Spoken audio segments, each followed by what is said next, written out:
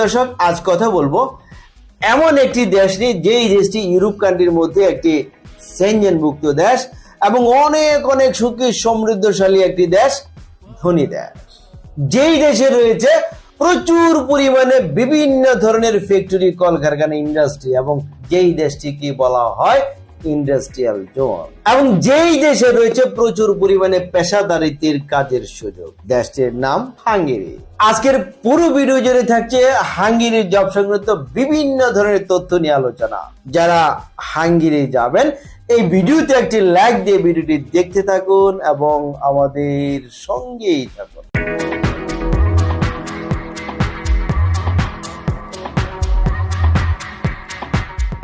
দর্শক, যারা হাঙ্গেরি যাবেন, এই হাঙ্গেরি দেশটি কিরকম চলেন একটি প্রতিবেদন থেকে জেনে আসে।